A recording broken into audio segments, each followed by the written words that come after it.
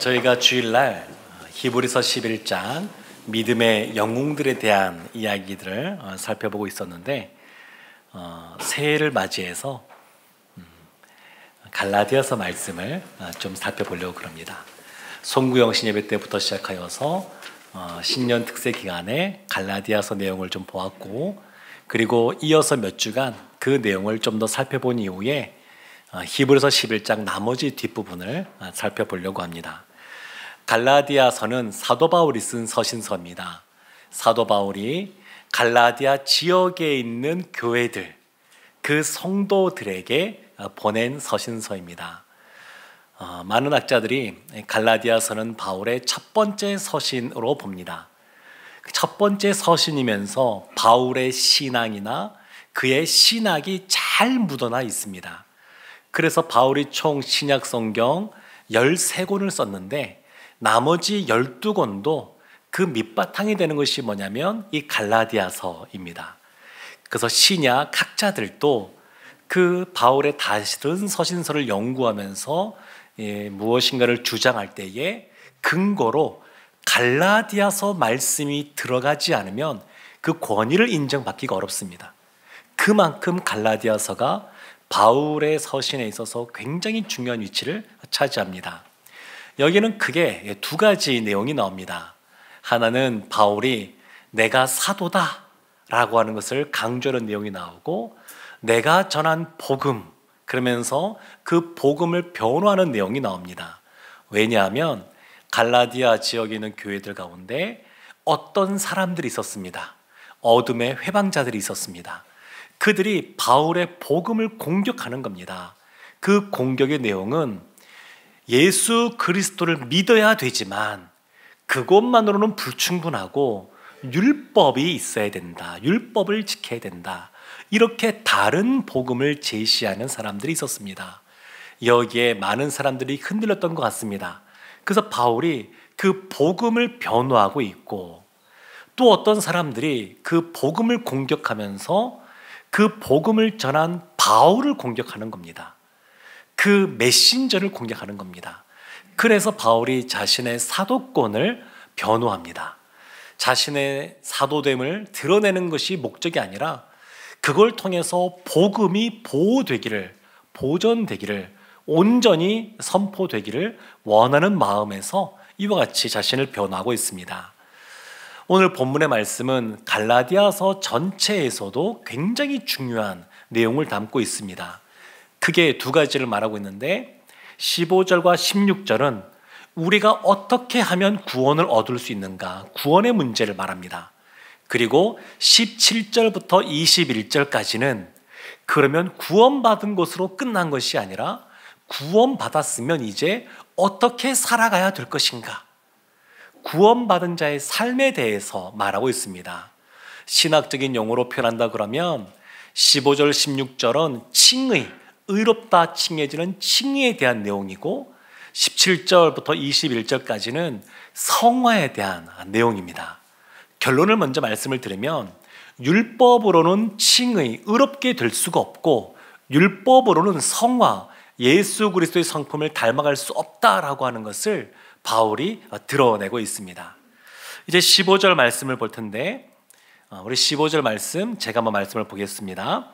우리는 본래 유대인이요 이방 죄인이 아니로되. 이것만 딱 읽으면 이게 무슨 말씀이지? 이런 생각이 들 수 있습니다. 우리는 할 때 우리는 누구냐면 바울이 포함되어 있습니다. 바울이 포함된 상태에서 이 본문 바로 앞에 베드로 사도 이야기가 나오는데, 갈라디아 교회 얘기가 아니라 안디옥 교회에서 있었던 이야기입니다. 안디옥 교회에 사도 베드로, 또 사도인 바나바, 그리고 함께하는 믿음의 형제들이 있었는데 이방인들과 함께 음식을 먹고 있었습니다. 근데 그때 예루살렘에서 야고보가 보낸 그러한 형제들이 찾아오는데 그들의 시선을 두려워하여서 그 자리를 회피하는 장면이 나옵니다. 근데 이것에 대해서 바울이 아주 공개적으로, 직설적으로 그것이 잘못된 것이다, 이것을 지적합니다. 베드로를 공격하기 위해서 이런 말을 한 것이 아니라 그만큼 복음이라고 하는 것이 무엇인지, 이것이 다른 것에 오염돼서는 안 된다라고 하는 것을 강조하기 위해서 공개적으로 그것을 얘기합니다. 그래서 여기서 말하는 우리라고 할 때는 유대인인 바울, 그리고 더불어서 유대인인 베드로를 포함한 것으로 볼 수도 있고, 또 아니면 바울이 유대인이고 또 자신을 포함한 그 주변에는 율법을 사수하는 사람들이 유대인이기 때문에 그냥 대표적인 표현으로 우리라고 쓸 수도 있습니다. 근데 바울은 포함되어 있는 겁니다. 근데 우리는 본래 유대인이다. 그리고 다른 사람들, 갈라디아 교회에 있는 성도님들도 다 이방인인데, 그리고 아쉽지만 우리도 이방인입니다. 우리도 이방인인데 이방인들은 죄인이라고 말합니다. 죄인. 유대인들은 사람을 세 부류로 구분했습니다. 그래서 율법이 없고 율법을 지키지 않는 이방인들은 불결하다, 죄인이다 이렇게 말하고, 율법이 있고 율법을 지키는 유대인들은 우리는 정결하다 그렇게 말을 하고, 그리고 하나님 앞에 특별히 더 깊이 나아갔던, 성소 안에 나아갔던 제사장들은 거룩하다 이렇게 구분을 했었습니다. 근데 유대인들 입장에서는 이방인들은 죄인입니다. 죄인. 세리들을 향하여서도 그들의 침을 뱉고 죄인이라고 이렇게 손가락질하고 그랬었는데, 그들은 죄인이라고 봅니다. 율법을 지키지 못했으니까. 사랑하는 성도 여러분, 유대인과 이방인들의 차이점이 있는데, 유대인들이 아브라함의 자손이기 때문에 이방인과 구분되는 것은 아닙니다. 그러니까 이스라엘 공동체는 혈연으로 연결된 공동체가 아닙니다. 누구라도 어떤 이방이라 할지라도 하나님을 믿고 할례를 행하고 율법을 지키면 다 이스라엘 안으로 들어올 수가 있었습니다. 열려있는 공동체입니다. 폐쇄적인 공동체가 아닙니다. 그래서 그거보다 유대인들이 갖고 있었던 자부심, 자랑거리가 있었는데, 그것은 모세를 통하여 주어진 율법이 그들 가운데 있다는 것, 그리고 그 율법을 우리는 지킨다라고 하는 바리새인 같은 그런 자부심이 그들 가운데 가득해 있었습니다.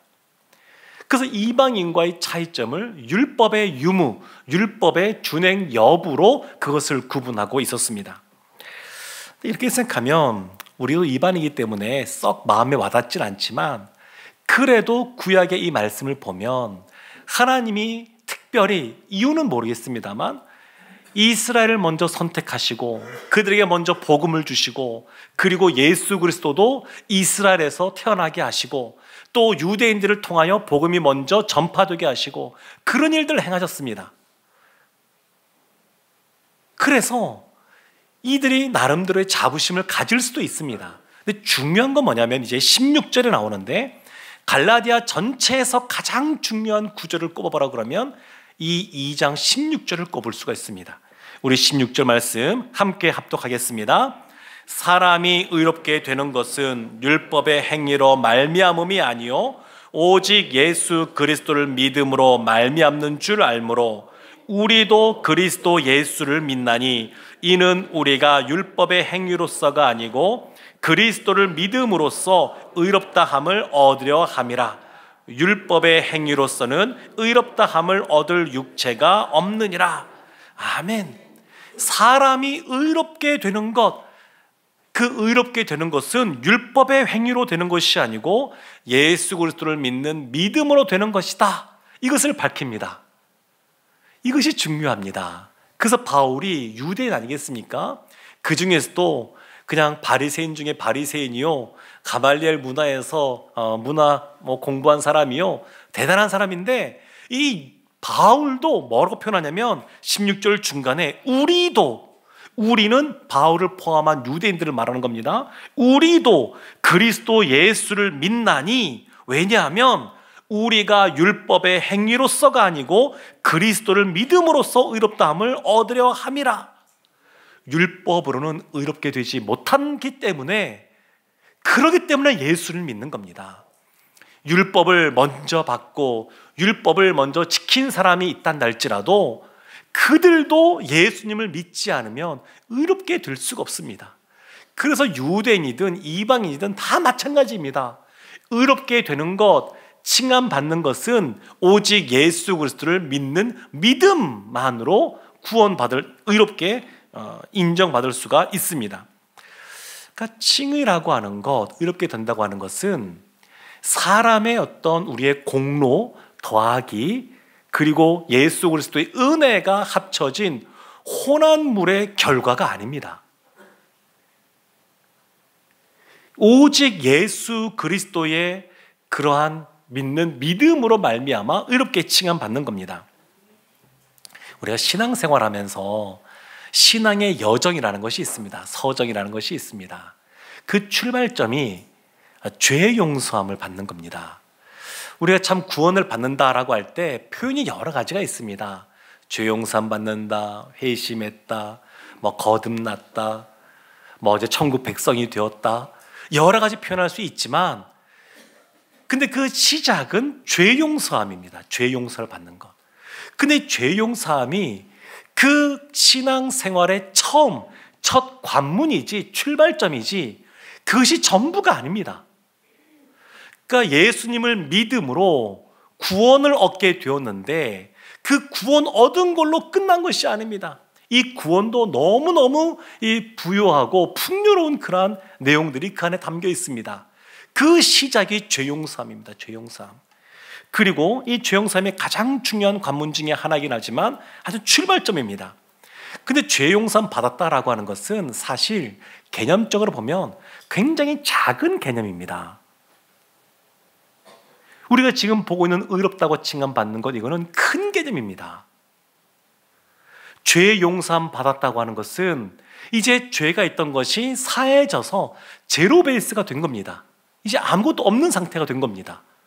근데 의롭다라고 하는 것은 뭐냐면 죄 용서함 받아서 그 제로 베이스 상태에서 무엇인가가 적극적으로 더해지고 덧붙여진 겁니다.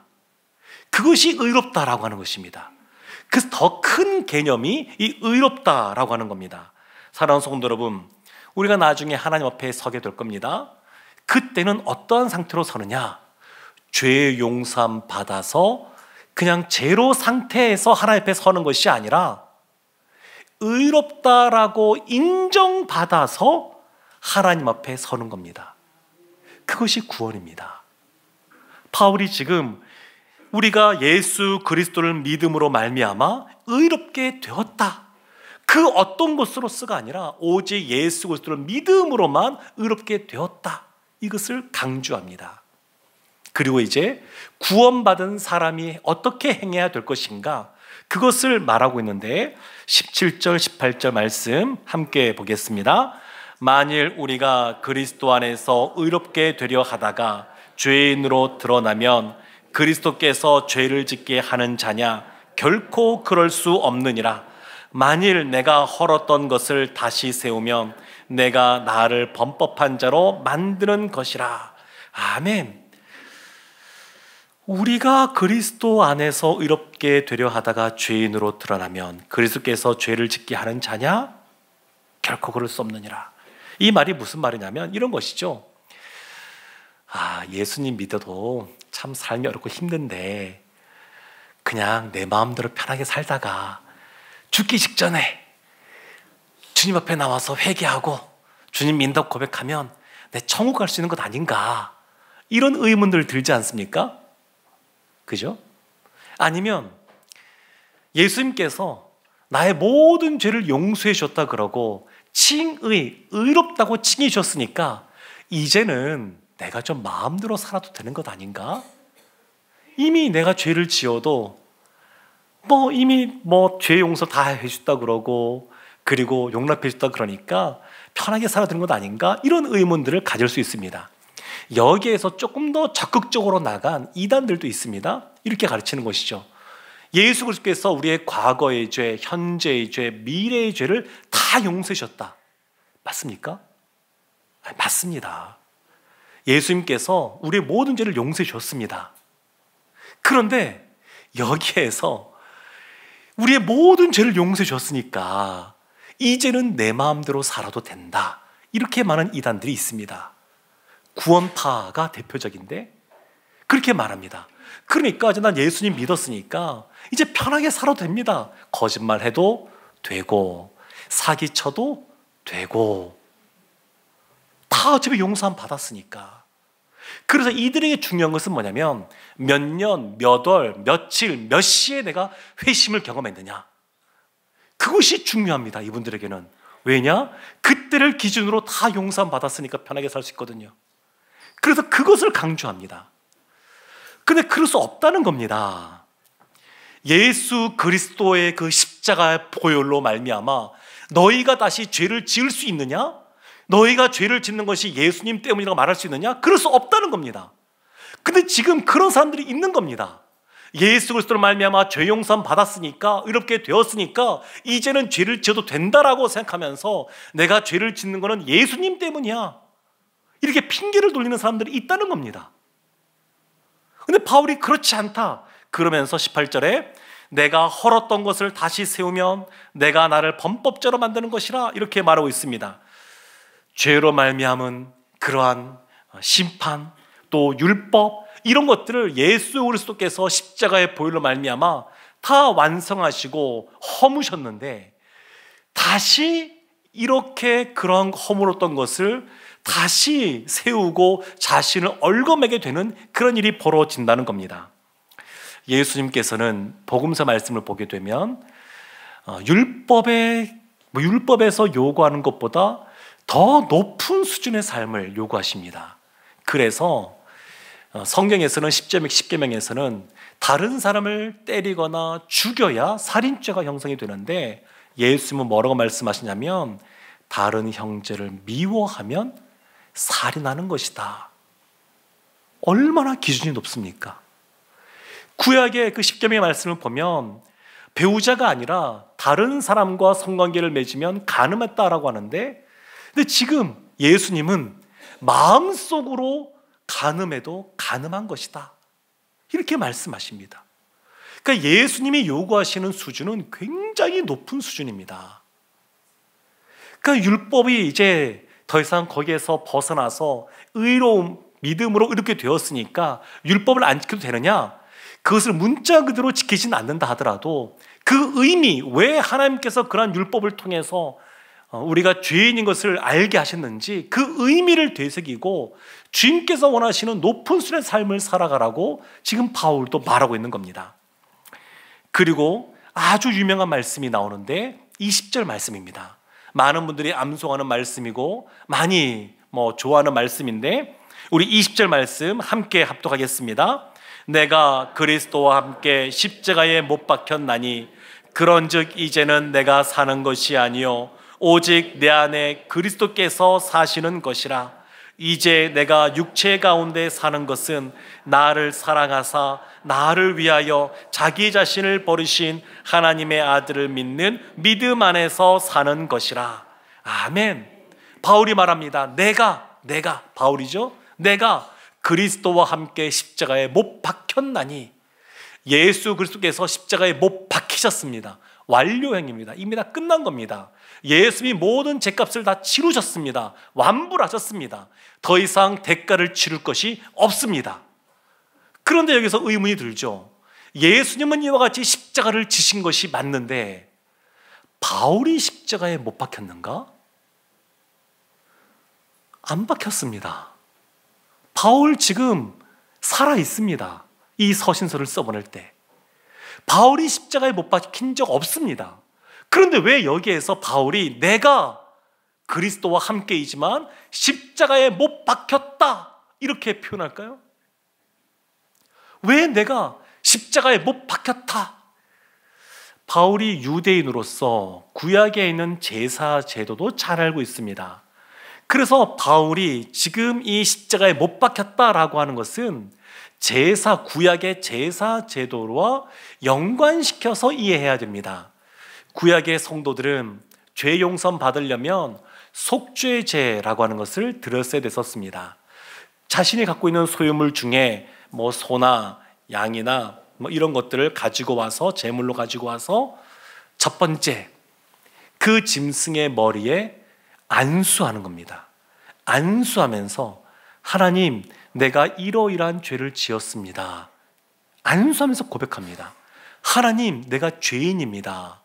이것이 첫 번째 단계입니다. 우리가 죄를 지은 죄인이라는 것을 먼저 고백하는 겁니다. 두 번째 단계는 그 짐승을 그 사람이 직접 죽입니다. 직접 죽입니다.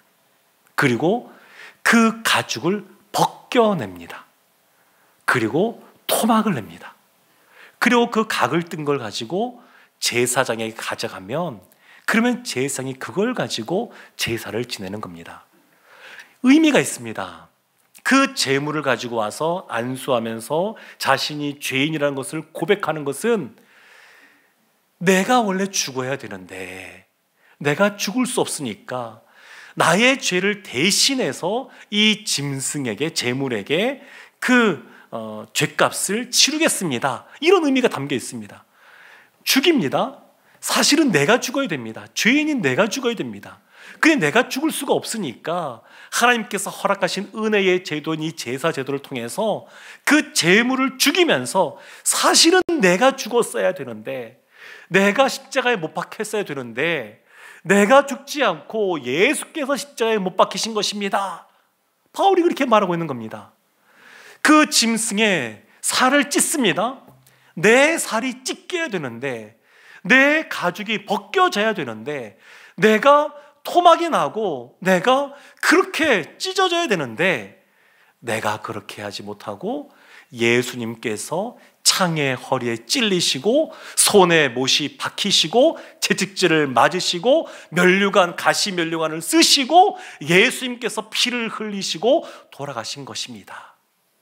이렇게 바울이 지금 고백하는 겁니다. 원래는 내가 그렇게 했어야 되는데 내가 못하니까 예수님이 대속 제물이 되셔서 예수님이 나를 위하여 대신 죽으신 것입니다. 그래서 이제는 내가 사는 것이 아니고 나는 죽고 예수가 살게 되었습니다. 그래서 십자가에 못 박혔다, 이렇게 표현하고 있는 겁니다. 내가 이제 십자가에 못 박혔다. 사랑하는 성도 여러분, 사도 바울은 그래서 이제 내가 사는 것이 아니고 예수가 내 안에 사신다고 말합니다. 구약의 제사 제도는 속죄제를 지내면 이제 그 제사장의 제사를 하나님이 받으시고 그 제물을 드린 사람의 죄를 용서해 주십니다. 정결한 영혼이 됩니다. 그래서 다시 기회를 얻는 겁니다. 율법을 지키고 하나님 말씀대로 살고 잘 수 있는 기회를 얻는 것이 구약의 제사 제도입니다. 한계는 있죠. 그 전에 지었던 죄까지만 용서함 받는 거니까. 그리고 다시 기회를 얻는 겁니다. 근데 예수 그리스도의 십자가는 어떠하냐? 우리의 과거, 현재, 미래죄까지 다 용서해 주셨습니다. 그래서 원래 의롭진 않은데 의롭다라고 인정해 주시는 겁니다. 인정해 주시는 것, 판결을 하는 겁니다. 나중에 사람들은 다 이 땅의 삶을 다한 이후에 하나님의 심판대 앞에 서게 됩니다. 누구도 피할 수 없습니다. 그런데 예수 믿는 사람은 어떠하냐? 예수님을 나의 구주로 고백하고 죄 용서함 받은 그때에 이미 그 심판이 끝난 겁니다. 우리는 죄인이 더 이상 아니라 의롭다라고 칭함받은 겁니다. 얼마나 감격스러운 일입니까? 그래서 바울이 육체의 한계가 있으니까 여전히 자신이 육체로 살고 있지만 다른 성경에 보면 내가 날마다 죽노라, 내가 죄와 피리까지 싸우노라, 그런 말들을 합니다. 예수님이 온전히 내 안에서 살아계시는 것, 그 삶이 예수 믿고 구원받은 백성의 삶이라고 바울이 지금 말하고 있습니다. 그러면 예수 안에, 내 안에 그리스도께 살아가시는 것, 이것이 신자의 삶이라 그러는데 명확하게 뭔가 와닿지 않습니다. 예수님이 내 안에 살아있던 게 뭔가, 예수님과 더불어 살아간다는 것이 뭔가, 바울이 그것을 좀 더 다른 식으로 표현한 것이 20절 끝에 이렇게 나옵니다. 이제 내가 육체 가운데 사는 것은 나를 사랑하사 나를 위하여 자기 자신을 버리신 하나님의 아들을 믿는 믿음 안에서 사는 것이라. 아멘. 예수 그리스도를 믿는 삶, 그것이 예수님 안에서 살아가는 겁니다. 갈라디아서 뒷부분에 보게 되면 예수를 믿는다는 게 뭐냐? 그것을 설명해 놓았는데 예수 그리스도의 말씀에 순종하고 복종하는 것이라고 말합니다. 이것이 우리가 믿는 삶이요, 예수 그리스도와 함께 살아가는 삶입니다. 올해 교회표가 복음이 이끄는 교회입니다. 근데 교회만이 아니라 우리 한 사람 한 사람, 우리의 영혼들도 그리 되기를 원합니다. 우리의 가정도 그리 되기를 원합니다. 주님께서 이끄시는 그러한 공동체, 개인이 되기를 원합니다. 그런데 주님께서 이끌어 가시는 것이 뭐냐? 주님의 말씀을 인정하고 그 말씀에 순종하며 살아가는 겁니다. 그것이 주님께 이끌림 받는 삶입니다. 주님의 말씀을 항상 기준으로 삼아서 내가 원하고 바라고 관심 있는 것, 그것에 집중하는 것이 아니라 주님께서 무엇을 말씀하시는지, 어떻게 하라고 하시는지 그것에 관심을 기울이는 겁니다. 새해 첫 주입니다. 새해가 시작이 되었습니다. 한 해를 시작하면서 이런저런 꿈들도 있을 것이고 기대하는 것이 있으실 겁니다. 그런데 그것이 예수 그리스도와 동떨어진 것이라 그러면 다시 한 번 더 돌이켜 보셔야 됩니다. 이루고자 하는 것이 정말 하나님의 영광을 위하는 것인지, 이것이 하나님의 기쁨이 되는 것인지, 주님께서 원하시는 것인지, 그것을 질문을 던지고 그 주님께서 원하시는 대로 우리의 방향을 수정하고 거기에 맞추어서 달려가야 될 줄로 믿습니다. 사랑하는 성도 여러분, 그리스도인은 그리스도로 살아가는 사람들입니다. 그리스도와 함께 살아가기에 안디옥 교회에 있는 그 그리스도인들을 보고 다른 사람들이 저 사람들은 그리스도인, 유대인이 아니라 그리스도인이라고 하는 새로운 이름을 지어주었습니다. 신자의 삶은 예수 그리스도가 내 안에 살아계시고 그 예수 그리스도의 말씀에 귀를 기울이고 그 말씀에 순종하는 삶을 살아가는 것이 신자의 삶입니다. 바라기는 사도 바울은 이 일에 대해서 너무너무 이것을 중요하게 여겼기에 정말로 목소리를 높여서 율법이 섞이는 것을 반대했습니다. 갈라디아서 6장을 보게 되면 바울이 그 유대 그리스도인들을 향하여 직격하는 말들을 하는데, 너희들이 율법을 강조하는 것은 사실 너희들이 손해 안 보려고 그러는 것 아니냐, 이렇게 말을 합니다. 이 당시에 로마 제국 그 상황 속에서 유대인들은, 유대교는 다른 피정복민들과 다르게 더 우대받고 특혜받는 모습이 있었습니다. 반면에 기독교인들은 예수 믿는 것 때문에 박해받고 손해보고 고난받는 삶을 살 수밖에 없었습니다. 성도들도 그와 같은 유혹들을 받는 것이죠. 예수님 안 믿는 것이 아니라 믿는다. 그런데 율법을 같이 지키면 유대인이라고 하는 울타리 안에 들어갈 수가 있다. 그러면 박해받는 자리에서 오히려 혜택 보는 자리로 옮겨갈 수 있다. 얼마나 달콤한 말입니까? 그래서 갈라디아 교회 성도님들의 마음이 흔들리는 겁니다. 근데 바울이 불타는 마음 가지고, 의분을 가지고 그렇지 않다, 오직 믿음으로만 의롭게 되는 것이고 율법이 섞일 수가 없는 것이다. 율법의 정신을 가지고 더 높은 수준의 삶을 살아가는 것은 맞지만 그러나 믿음만이 의롭게 되는 것이다. 그래서 더 이상 이방인들이 할례를 받을 필요도 없고 율법을 문자적으로 지킬 필요도 없다, 이렇게 강조하고 있습니다. 사랑하는 성도 여러분, 사실 이 갈라디아서를 보게 되면 참 이 바울의 심정이 많이 느껴집니다. 그냥 말 한마디 한마디 묵상해 보면 너무 안타까운 마음, 그리고 애타는 마음, 간절한 마음, 사랑하는 마음, 그런 마음을 가지고 이 서신서를 써보내고 있습니다. 하나님이 우리에게도 이 서신서를 허락하신 것은 우리도 늘 지금도 주님 안에서 복음으로 살아가고 있지만 더욱더 이 세상의 흐름 속에 떠밀려가는 것이 아니라 오직 복음 안에서 다시 한 번 더 주님을 바라보고 주님과 더불어 살아가길 원하셔서 이 말씀을 허락하시는 줄로 믿습니다. 올 한 해 복음과 함께 살아가고 복음에 이끌림 받는 우리 모두가 되기를 주님의 이름으로 축원합니다. 아멘. 우리 이 시간 기도할 텐데 원래 말씀이 우리